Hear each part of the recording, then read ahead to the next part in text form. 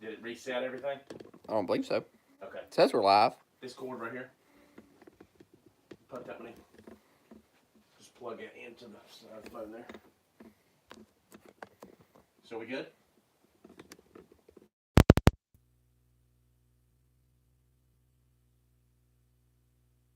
This episode of On the Limb with Nature's Voice Game Calls is brought to you by Outdoor Pro Shop, LLC. Outdoor Pro Shop is a family-owned and operated firearms dealer and sporting goods retailer. They have pay-over-time options, a rewards program, and customer service satisfaction that is unmatched. They might not be the biggest, but they strive to be the best.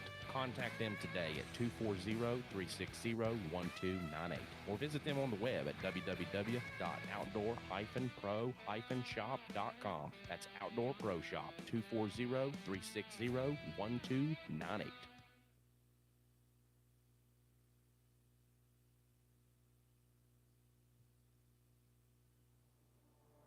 Folks, welcome to another episode of On the Limb Podcast with Nature's Voice Game Calls, where deer camp becomes a reality for every listener. Join us as we talk God, family, country, and everything outdoors. Kick back, relax, and have a listen. Now, here's your host and co-host, Mike and Dan. All right, guys, welcome back this evening. We are live on YouTube for the first time, so this is going to be a little interesting, so bear with us. We're going to be talking about our Whitetail Weeklies this evening, and we have Caleb in the studio, and we got Dan, co-host, on the line. Dan, how you doing this evening, buddy? Good, guys. How you all doing tonight? Oh, man, we're doing good. Caleb's even better now that we're talking to you. That's right. Yeah, we miss you, Dan. When you coming home? Probably a couple weeks or so. Couple weeks or so. Bucks are gonna be chasing those. You better hurry up. I know. He said, "Oh, I know." I had one scare the crap out of me the other day up here in New Jersey. I had Odin out taking him for a walk, and we was by this little high grass area, and I'm paying attention to him, and I hear a little bit of rustling, and then I hear a lot of bit of rustling, and it comes running towards us. Scared the crap out of me. I'm like, oh, I thought something was coming to get me. But yeah, it's crazy up here, dude. I'm telling you, like the city, in the city areas where I'm at, there's deer everywhere, absolutely everywhere. Oh, really? Even in the city? Yeah. Like you'll see them just walking down the street, and you kind of gotta give them their ways to go, because they don't know where else to go. They're just walking down the street trying to get back to the woods. That's hilarious. It is. It's funny to watch. But guys, don't forget, check out our newest partner with AquaCase. You can visit them at aquacase.net and use promo code podcast15 at checkout for 15% off your entire order. They are your waterproof case and bag experts. You can go on the app store, guys, and use Nature26 for trout route, and you can get a free 3-month pro membership, where you can find out new places to fish, new waters, new access points, and they even have a listing of local fly shops in the area. So, if you're looking for a place to buy some new gear and you don't know where to go, you ain't been to this area before, check that out. You might be able to find a spot close to you. Don't forget to use podcast 10 at checkout with outdoor-pro-shop.com for 10% off your entire order at checkout. Be sure to head over to Spotify, Apple Podcasts, Amazon Music, YouTube, which we're currently on right now live. That's right. Or wherever else you get your podcasts for all our past and present episodes. All right, guys. So we're going to be talking about our Whitetail Weeklies this evening. So Caleb runs those for us, and those are sponsored by Onyx Maps and Trout Routes. So we're going to be doing a spring session and possibly something maybe around January, February for trout routes. So as of right now, we're hitting on Onyx Maps because it's kind of like all in a little family. Trout Routes was acquired by Onyx Maps, so that's a big conglomerate now. They left it Trout Routes as a separate name, just set it off, from the Onyx Maps family, but because they got Onyx Maps, Onyx Off Road, they got Onyx Hunt, they got all these different, mapping and GPS apps that you can use. So, Caleb, how has the Whitetail Weeklies been going so far? So let's hit on a couple of the ones that we've already done, and then we'll briefly hit into the new one coming up. Yeah, so we started out talking. I think we talked a little bit about food plots, but definitely we hit on water holes earlier in the season. It's kind of been a little bit slower the past week or so, but last week I got a chance to get out and film a really, really good one. I try whenever we try to do these. We try to think about things that people might miss or people might overlook. So this week's Whitetail Weekly is going to kind of cover scouting in a circle. That's a really, really big thing. So I found myself this past week way back in National Forest, like 7 miles back. So you were an Onyx Hunt Maps user before we got partnered with them. So you've been using them for how long now? I've been using Onyx Maps since Onyx was a thing. I mean, I've seen your Onyx Maps thing, and you have points everywhere. I mean, it's just I have like over 7,000 pins on Onyx. That is nuts. Oh, wow. That is nuts. I'm nowhere near that. I wonder if they have like statistic data on how many people have different pins and how many they have. I don't know. And what's bad is like I've been deleting a bunch because I've been clearing them because just I've got so many pins, it's like ridiculous. And like now I'm to the point where like I've got places memorized and like what it's like, where buck sign is, where it isn't, from year to year. So like I just kind of like if it's a spot that I'm pretty familiar with, I just delete all the pins. I think I've still got like 5,000. Wow. But I think I had like 7,600 at one point and was just like, this is insane. And like, I have like the data on my phone or like the storage on my phone.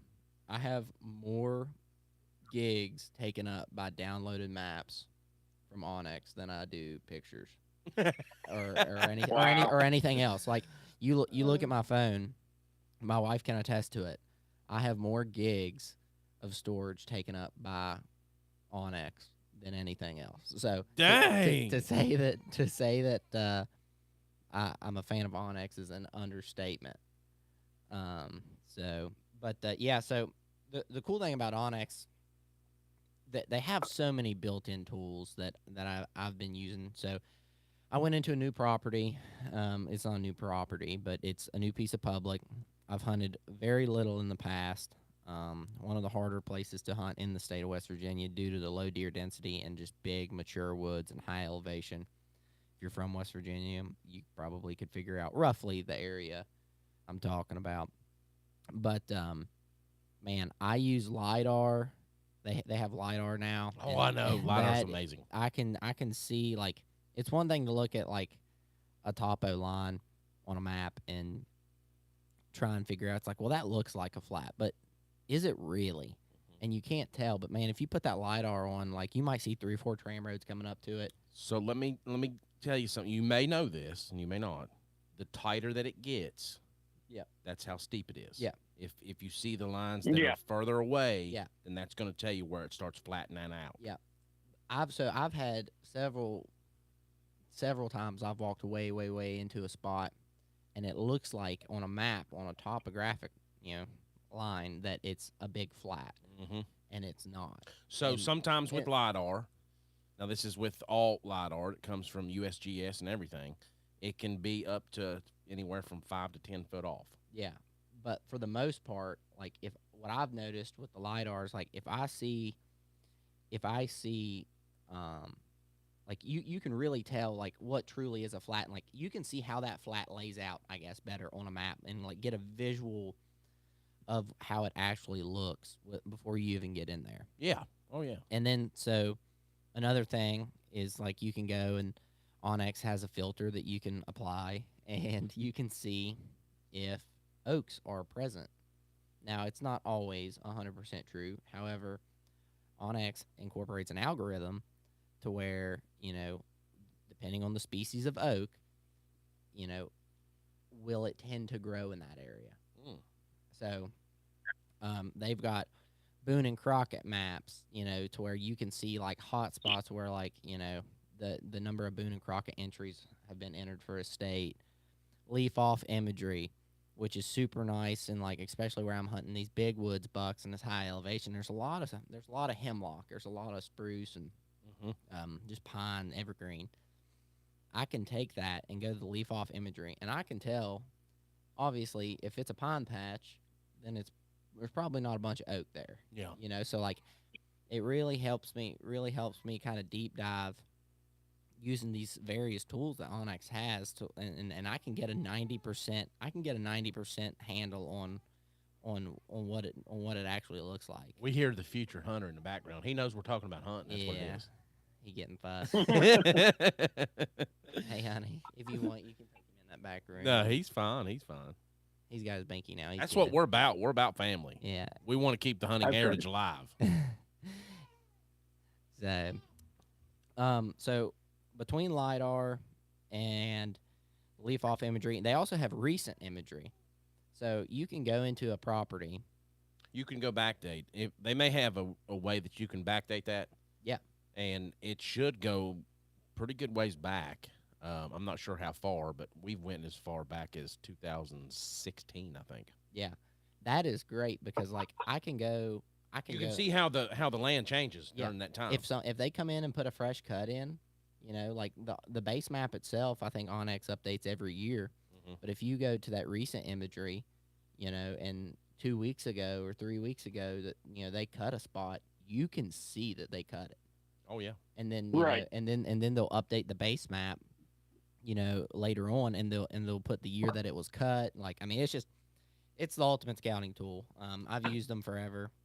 So to get back to the Whitetail Weekly, I went into this spot way back on National Forest. I was like 5 miles back when I started the walk, and it was like a 2.5, 3 mile loop. So 5 miles plus 2, I was 7 miles deep. And I got all the way back there, and I was trying to find this big saddle. And it was just a big, long major ridge system. There's a giant saddle off the end of it. And deer in this particular spot love a saddle. I don't know what it is. Some saddles are great, some aren't. It just depends on access and how many people are hunting it, that kind of stuff. Yeah.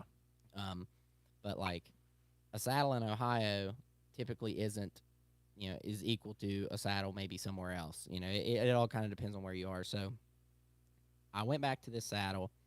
It looked great on a map, but I got in there and it was nothing but just thick stuff, and there wasn't a stitch of oak in it. And the deer weren't using it like they should be. Just because of the timber in there. It wasn't evergreen. It just wasn't there. There just wasn't oak there. So instead of walking this giant tram road all the way back to the four wheeler, one thing that I like to do is I like to cut a loop and scout in a circle almost. So I went up on the point, and I went up about 300 yards, and I found a scrape, and there were some oaks in there. So I was like, okay, well, it's not worth a camera, but it's good to know that, low deer density area, if there's a scrape here, like deer using it. And what I found about this place is like you won't find any deer sign, and then you'll just find a cluster of it. And like those little pinch points are super hard to find in these big woods. So I kept scouting out that ridge, and then there was kind of a clearing, and I seen it on Onyx and kind of got up there to it, and I was like, man, I got to go look at it. So I looked at it, and there was like 4 scrapes and 7 rubs. And I was like, this is great. However, my access to this spot is absolute trash. There's no way that I can get into this spot without blowing every deer off this point. So I elected to not hang a camera there, and I kept walking on up the point. Well, I got up to that point, and I looked to my left, and I could tell I started getting in some oaks and started seeing a couple more rubs. and I got to where I could actually access this spot pretty good without bumping deer. And I look, and it looks like just the deer have got a trail matted through. There was kind of some tall grass growing in those oaks, and it was just matted down. And I was like, man, I'm gonna go check this out over here. So I walked 40 yards over to my left, 30 yards over to my left, and I found a scrape that was the size of these two tables put together. And I was, Oh, wow. yeah, I was like, all right. Good night. So then I got to looking, and I think I lost count at like 8 rubs. And like one of the rubs was on a beech tree that was just smaller than my thigh. And I was like, there might be a good deer in here. So, needless to say, that's when I was like, this is a great time for me to explain in a Whitetail Weekly. Now, Yeah. most people would have walked that far and been like, you know what? I'm just walking back. This was a waste of my time. However, if you work a loop, if I hadn't have walked up there, I wouldn't have found that spot. I hung a camera on it, and I actually just had a pretty nice buck. I can't tell exactly what he is. I'm waiting for my trail camera footage to update, but he actually showed up this evening. He looks like a mainframe 8. He's got a split 2. I don't know exactly how big he is just yet because his head's kind of behind a log, but I got all my trail camera set on video. So I'm waiting to see what that is. I found that spot, was super geeked, filmed the Whitetail Weekly, and I was like, well, I'm here. I'm going to continue my loop. So I walked around this high knob. I found a steep drainage that kind of come off the top of that high knob. Found a deer crossing. It was wore down pretty good. Found some good rubs in there. Found a real tall rub. And, most of the rubs I was finding in this spot were like chest high, which is what I'm looking for. So I kind of come up onto the point, and there's a sapling that's about, I don't know, it's probably 2.5 inches through. And it was completely snapped off. And I was like, oh, okay. Well, I look over to my left. I'm like, man, it looks like some pretty good timber. Checked it on Onyx. And you could tell, there was an edge there. So I walked, through that edge and got into that big timber. And it was littered with oaks. And I counted over 30 rubs and over 9 scrapes in a 100-yard circle. Wow. And, you're talking to a low deer density area where, if you see 1 or 2 deer a day, you're doing something. Mm-hmm. And I was like, man. So, completely geeked. And to this day, out of, however many years I've been hunting, I'm 27 now, it is the most buck sign and probably the best buck sign I've ever found. Between hunting Ohio, West Virginia, Kentucky, whatever. It is the best buck sign I've ever found. So, saying that I'm geeked was an understatement. But I found it all because I scouted in a circle, and I feel like that's something that's really overlooked.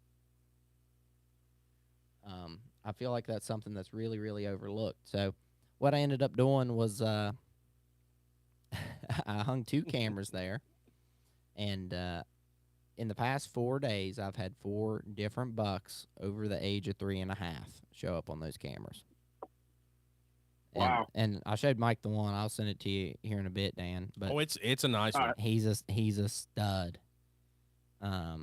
So needless to say, I'm going back in there spike camping with the hot tent this weekend, and I'm gonna go up in the mountains with my meat hauling pack and try and kill one on film. But that's what this Whitetail Weekly episode's kind of about, is like scout in a circle. Don't just walk. Never walk the same trail out that you do in. Just because that spot. No, absolutely not. I don't even do that while I'm hunting. Yeah. I won't use the same trail twice.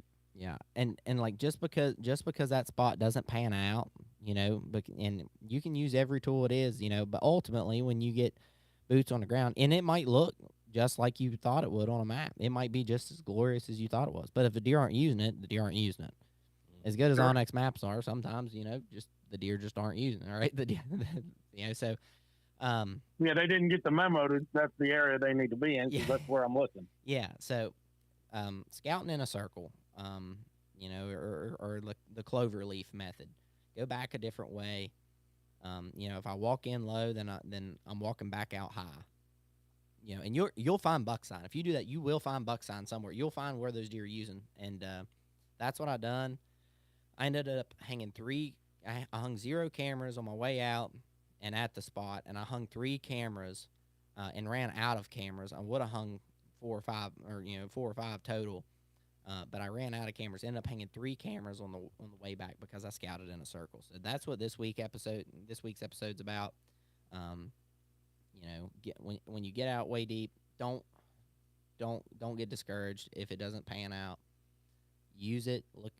Go back to Onyx. Look at your maps. Find an alternate route that you think the deer might be using, and walk it. And whenever you're in October, especially on a heavy mass deer, which we'll talk about here later.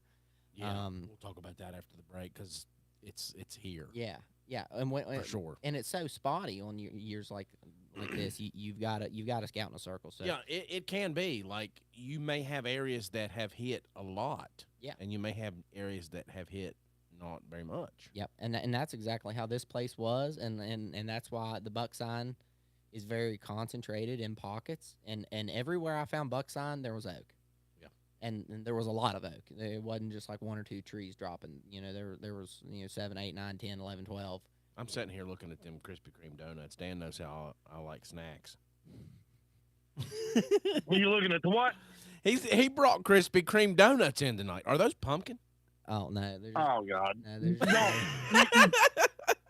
You heard the saying, "Don't feed the bear." Yeah. He said, "Oh God." Do not feed the wildlife. You know how much that little man eats. You got there in the corner. Yeah. Mike's just as bad, and he eats just as often as that little guy. I don't know about that. Now he sounded like a freaking carp over here. Yeah, he was hungry. He was hammering that bottle a while ago. Yeah, he was hungry. All right. Well, that's a perfect way for us to take a break, so I can go over here and get a donut. So we're going to take a break real quick. Hear a word from our sponsor, and we'll be right back. Dan will do the salute to valor. Do you want durable 100% carbon fiber arrows? Warhead Arrow Company. Warhead Arrow Company is 100% carbon fiber constructed hunting arrows with bone-shattering penetration. Durable, tough, yet reliable when it comes to the moment of truth. Their target arrows are world-class in accuracy and precision, an arrow that target archers can depend on to reach the top of their game. Warhead Arrow Company. Check them out today at warheadarrowco.com. That's Warhead Arrow Company. warheadarrowco.com. All right, guys, we're back. With donuts. All right, Dan, hit it. All right, guys. So tonight, our salute to valor is going to go out to a individual who just recently had passed. So tonight, we're going to salute Lieutenant Colonel First. He was born in June of 1937 in Chicago, Illinois. So the late Herbert T. First and Rosa Charlotte First. He retired from the United States Air Force as a lieutenant colonel, having served in the Vietnam War with 4 tours, of which he was awarded the Distinguished Flying Cross. Bill was a member of both the Liberty Cumberland Presbyterian Church and Russell Chapel, and a member of the Lions Club International. Veterans of Foreign Wars, United States Air Force, Jolly Green Rescue, Military Officers of America, Experimental Aircraft Association, and was a Purdue University alumni. So we would like to thank you for your service, sir, and we appreciate it. Yep. God bless you, Mr. First, and prayers for your family there during this time. And that happened this year. What'd you say, July? Yeah, I believe it was July. It didn't. I don't remember. Yeah, I think it was July. So let me give you a little story on that. This is how this come about. Yeah, July. So my cousin recently I just got into a new hobby, and we've been collecting estate pipes. And my cousin recently bought me one. He's like, "Do you all sell duck calls or goose calls?" And I was like, "Yeah, we do." I was like, "We've kind of gotten out of doing duck calls because, we really just haven't had a lot of sales for them, and it's just not a lot of hunting for duck in West Virginia. And it seems like every time people order them, I can't spray them because we clear coat those. We don't clear coat any of our other calls, but we do clear coat those about 7 times. Yeah. And I can't do it unless it's like, temperatures Right. above 55 degrees outside or at fish eyes. Yeah. I don't have a spray tank or anything like that. So we've kind of stopped selling duck calls, but we still offer them if people order them special order and stuff like that. So he asked me, he said, "Do you all sell goose calls?" I was like, "Oh, yeah, we sell goose calls." And he sent me a picture of this pipe, and I'm like, "Oh, my gosh, it's got an engraved flying goose on the front of the pipe." And so I started doing a little research on it to see what the history was behind it. It was an estate pipe. His son acquired those after he passed. And then I guess he had maybe given those to somebody else, or he sold them in an estate sale or something. And somebody else acquired it, and then they sold it. So it's went through 3 different people already since he passed. And I'm like, man, Wow. this is crazy, the history that's behind this. And that's one of the things that I like about that is, like, when you get these estate pipes, you redo them. You refurbish them to where they can be smoked out of again. And, there's just a ton of history behind this. And I think it's like, it's an honor to be able to have this man's pipe and to be able to smoke some, like a good Virginia burley or some Latakia tobacco out of it. I'm just like, Right.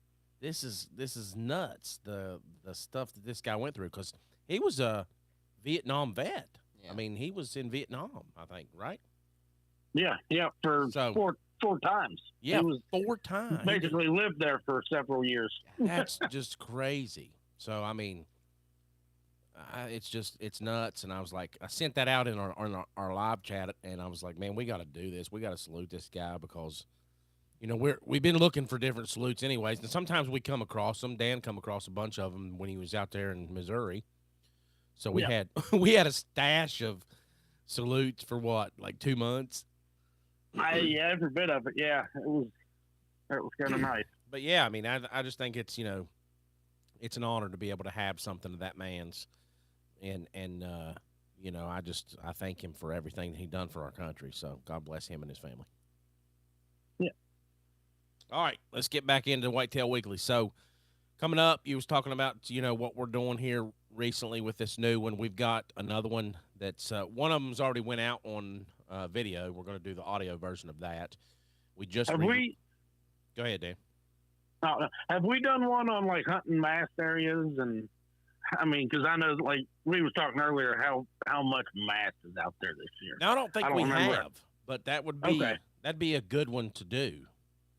Yeah. So let's talk about the mast that's hit here in West Virginia this year.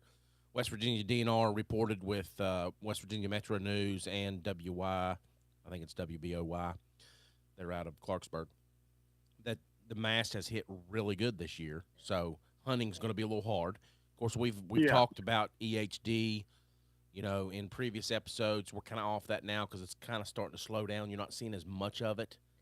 We may see some people comment and say that it's not, but it's very centralized. I don't know if it's slowed down yet per se, but I don't know if we're not hearing as much about it. I think that's a good we possibility. need to get that frost in soon. Yeah. Well, it's definitely centralized, I think. It's not spread any further to where it came into West Virginia. Yeah. That I have seen anyways. Right. Yeah, I haven't seen that either. But I can tell you that I have seen evidence of the mast, and it is large. I mean, there are. Oh God, I don't know. Like I said, I haven't been home to see what you guys got, but up here in Missouri or in New Jersey, where I'm at in this campground, Yeah. it's all day long, all night long, while I'm sitting in this camper, just acorns just dropping on top of it. Ping, ping, ping, ping, ping, ping. Yeah. I could walk outside right now, take a rake, and I bet I could get a 5-gallon bucket in 30 seconds. Dang. That's nuts. So that right I've there. never seen the amount. That right there tells you that the deer does not have to move much this year. Oh no, and they're in this little campground I'm at. You can see them just all day long. They're out here eating acorns and just milling around in the field and stuff. So go ahead and hit on the mast really quick, Caleb, and then I want to ask a question about. I seen a video and a little snippet from the Whitetail Deer Association. We'll talk about that. Okay. So you want me to just kind of talk about like my tactics on like heavy mass years or Yeah, yeah. So what is something that you do during heavy mast years prior to, not having? I mean, obviously they move more when there's not enough mass because they got to get out and get the food. And I think cold fronts has a play in yeah in the deer movement. yeah. So So what just hit on a little bit of that. what I look for on a heavy mass year is a lot of walking, right? So go ahead and plan on that. Because Definitely. when it's plentiful, it's plentiful. I mean, it is what it is. There's not enough deer in the woods to eat it up. As there is, like this year. I mean, you have a year like this, and a lot of them are going to go bad. A lot of oaks going to go bad. But some things I'm looking for is bedding, and I'm a big guy, big advocate for hunting bedding. And you don't have to know exactly where a deer is bedding. It's really hard, especially when you're talking about a mature buck. I mean, he's got numerous beds, right? But to know the exact spot that deer's bedding is really, really hard to find. However, I can get pretty darn close. Like, I can get an educated guess. Hmm. So what I'm looking for is oaks that are hitting as close to that bedding or where I think that deer's bedding as possible. So this spot that we were, just talking about on the Whitetail Weekly that I found, um, I know that it was close to bedding. Those deer kind of bedding actually up on that higher knob and just off of it. It's nothing but open woods, below them. It's kind of thicker on top. It's a pretty big knob, and I know bucks. It's real close to where they're bedding. And sign is the biggest thing. Hot sign is the number one thing that I'm looking for. I'm not looking for rubs that are 3 weeks old. When they lost their velvet, I don't really care about that. You're looking for scrapes. I'm looking for scrapes. I'm Yeah. looking for trees that are snapped. I'm Yep. looking for really green trees that have been rubbed, and a lot of them. I'm looking for a lot of sign, because what that does is that tells me that that deer is spending a lot of time, or multiple deer are spending a lot of time in there. So, for instance, and like I said, I've had 4 different bucks, over 3.5 years old, show up on that camera. I've had 4 bucks show up in 4 days. And like chances are, I'm pretty close to where they're bedding, and it lays out, and I've walked some of it. Bumped a deer or two out of there. Like they're bedding pretty close by, and I've got really good access to it. But so I'm looking for oak, super super close to bedding. I killed a big one. I don't know. It was probably 6 years ago. My first.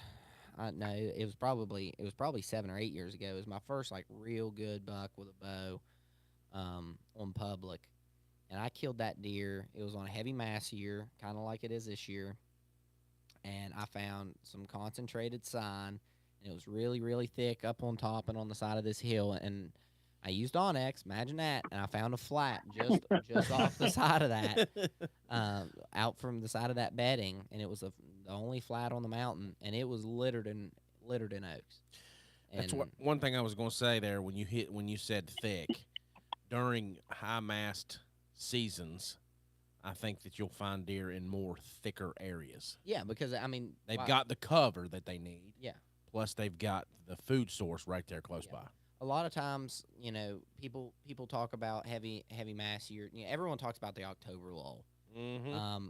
That's a myth, in my personal opinion. You can comment, let us know what you think, if you think otherwise.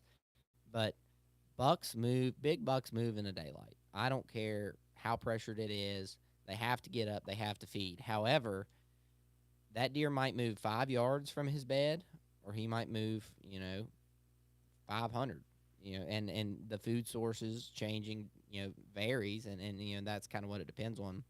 It kind of comes down to this: if you have a fridge full of your favorite foods right there in your kitchen, why in the world are you gonna get in your car and drive an hour Applebee's or wherever you want to go, or like, why are you going to go out of your way to go to some, establishment, Yeah. or other respectable restaurant? If I where had a you wanna eat Krispy it? Kreme right there out by my back door, Yeah, I don't need to go to South Charleston. exactly.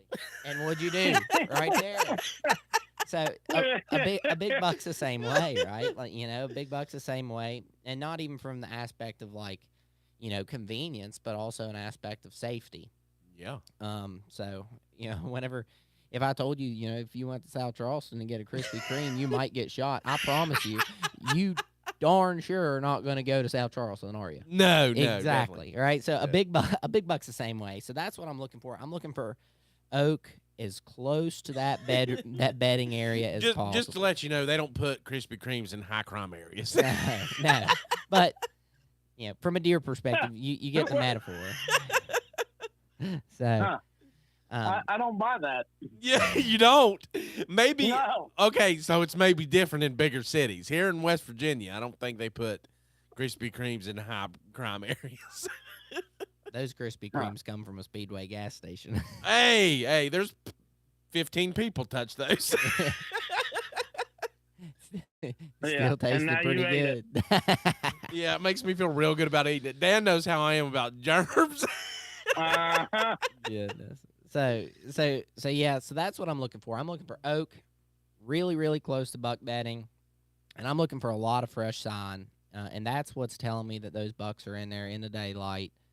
They're using it, quite a bit, and that's held true, with this. But the thing is, it's really hard to find those spots, and it takes a lot of walking. It takes a lot of time. A lot of times you may not find them till mid-October.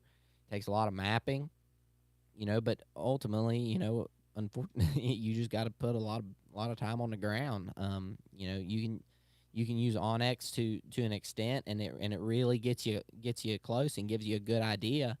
But it all comes back to, if you're hunting, a mature buck, or if you're hunting a certain, a buck that scores, 140, 150, 160, whatever you're hunting.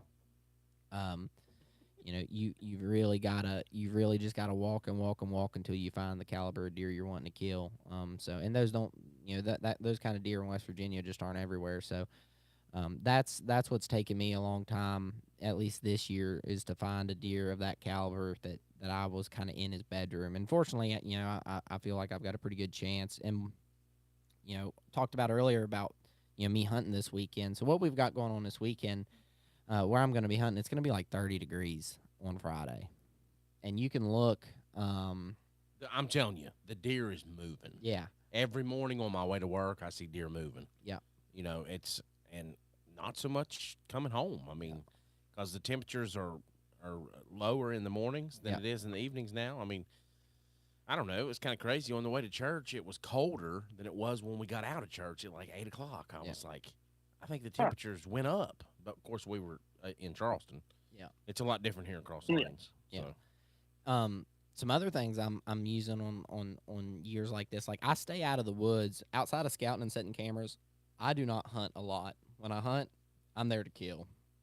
And hopefully this weekend's a killing type of weekend. But the weather plays a big factor, but also a pressure system pushing in. So we've got a big pressure system pushing in. And fun fact, for those of you that don't know, but you can get on Onyx and you can hover. If you're an elite member, you can hover over your stand or whatever the case may be, and you can. Look at that service with a smile. What is it? Yeah, you got service with a smile with your new cups. I know, yeah. She was like, "Are you guys doing video?" I was like, "Yep, you're on camera." She brought us our washed cups down there. It was in the dishwasher. But you can go on Onyx, hover over the spot you're thinking about hunting, and you can click the weather app, and it will tell you the weather and the barometric pressure, and as it changes, and at what times, deer movement's going to be best, and it. Onyx uses an algorithm that kind of calculates, precipitation, wind, barometric pressure, and all of that stuff. Fun fact. He loves fun fact. Yeah, we need to have a fun fact section. Yeah, fun fact Fridays or something. So I tested it. I was like, man, like I really wonder like how accurate this is. Like it could say there's 1%, chance of a deer moving, and then a giant show up. I mean, it's all just trying to get you to where you're spending time in the woods whenever you have the highest chances. And I hunted one morning. Onyx said it was going to be really good. I checked the weather. Said movement was going to be really, really good that morning, up until about 11 o'clock. Mm-hmm. And I was hunting that big 10-point that I was showing you and Dan. I seen 12 deer before 11 o'clock in a place that I normally see 2 a day. Wow. I see 12 deer in one morning.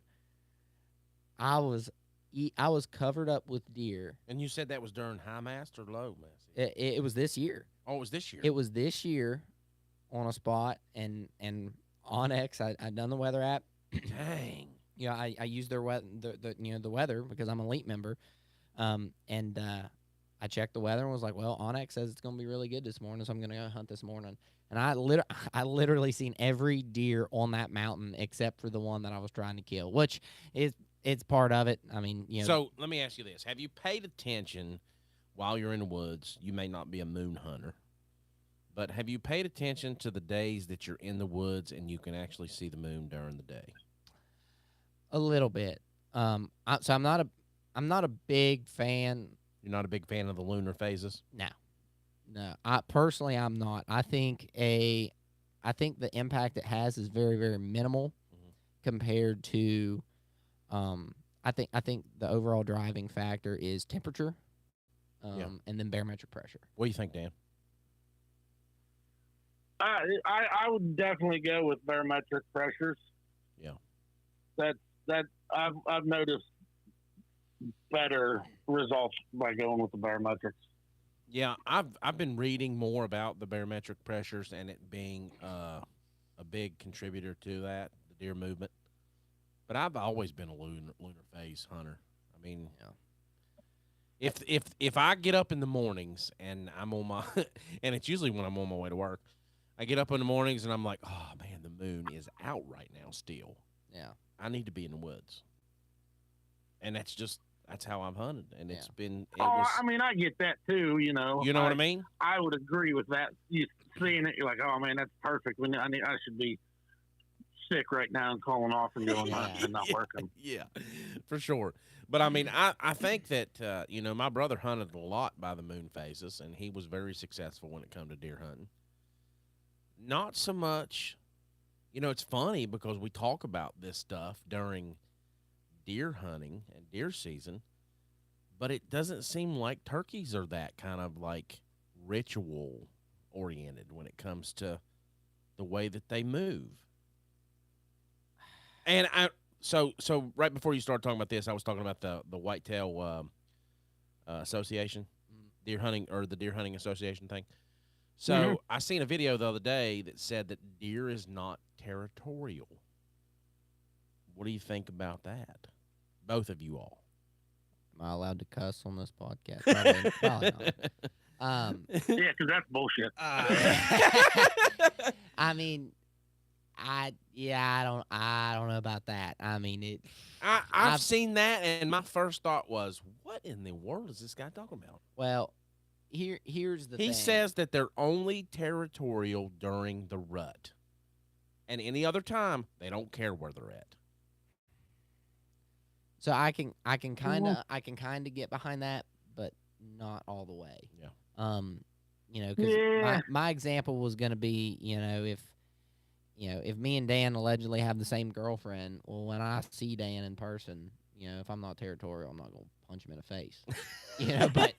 But so I mean, and how many times have you seen two bucks lock up? I mean, it's a thing. Now, right.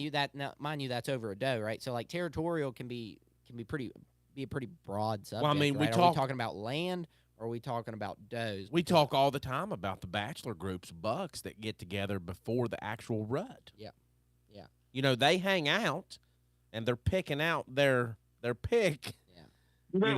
They're creating a pecking order. Yeah, they are. Well, I think, I mean, that's a great example, and like also, a lot of big bucks are very solitary.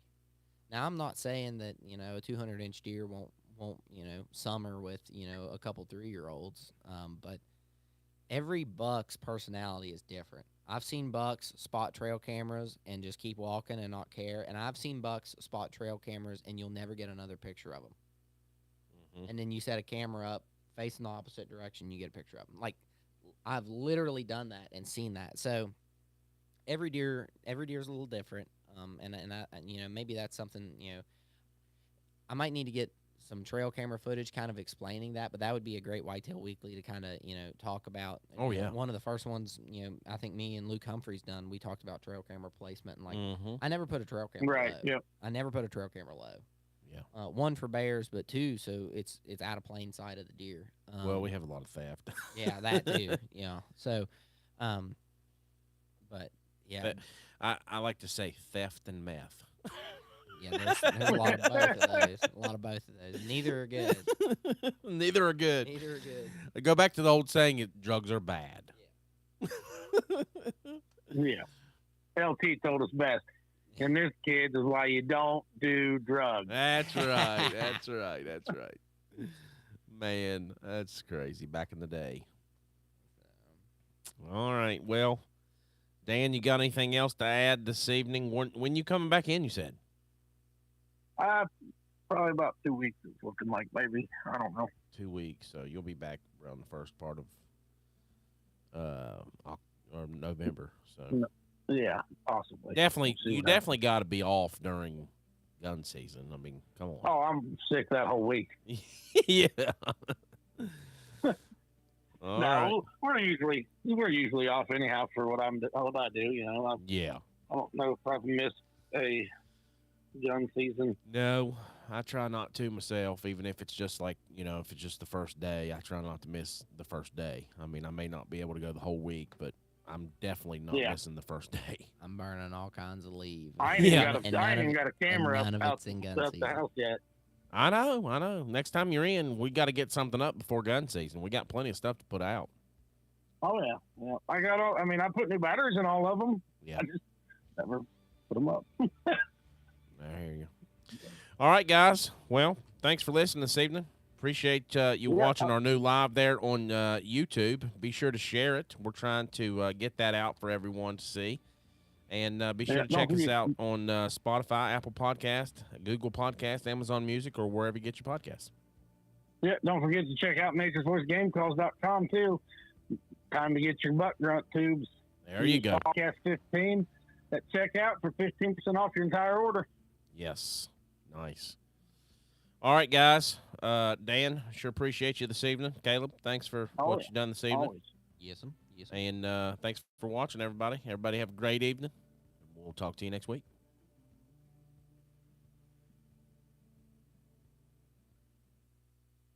Ready for your next adventure. Longer days, warmer water, and brighter skies. There's no better time to hit the water and chase a little coastal magic. Whether you're booking a fishing charter, a sunset cruise, or just want to float and breathe, Coastal Marsh has got your summer adventure waiting. Departing daily from Little River, contact Captain Chris today at 304-807-7577 or book via email at chris@coastalmarshcharters.com. Let's make this summer one for the books.